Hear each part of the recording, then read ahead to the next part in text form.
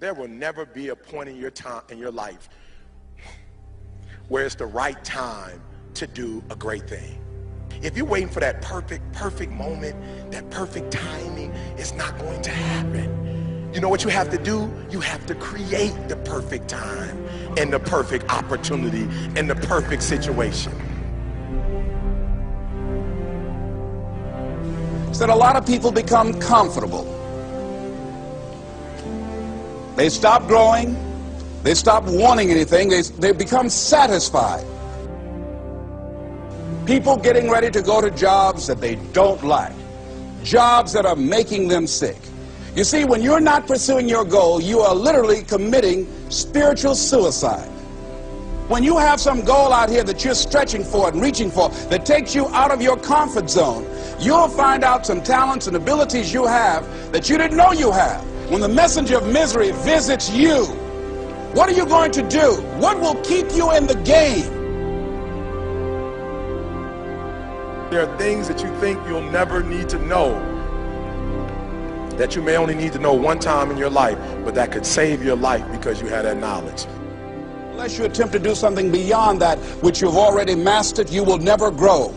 What is it that you looked at some point in time and you decided that you couldn't do it, that you talked yourself out of it? You're waiting on your next door neighbor to make it happen for you. It may not happen. If you're waiting on your mother or your father, they may be so ancient in their thinking that they don't understand this opportunity that you have. And if you're waiting on them, it may never get done. You don't beg average people to be phenomenal. You don't beg good people to be phenomenal. You just are phenomenal, and you will attract phenomenal. What reason can you remember that you can call on, that you can reach on, that can make you get back up? Find that reason. If you're not where you are, if you're not where you want to be, if you don't have what you want to have, if you're not where you think you should be at this particular place, it has nothing to do with the system, but it has everything to do with the fact that you're not making the sacrifice. I want you to make that dream become a reality, because if you don't, you will be working for somebody else to make their dreams become a reality.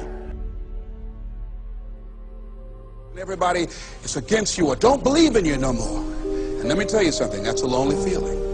It's a lonely feeling, particularly people that you're doing it for. Most people take their greatness, take their ideas to the graveyard with them. Listen to me, if it was easy, everybody would do it. There are people right now who are working who don't want to work. There are people who hate their jobs, but they keep getting up to do it. The wealthiest place on the planet is the graveyard. Because in the graveyard we will find inventions that we never ever were exposed to. Ideas, dreams that never became reality. Hopes and aspirations that were never acted upon. The question is, what are you going to do with your time? What drives you? And greatness is a lot of small things done well.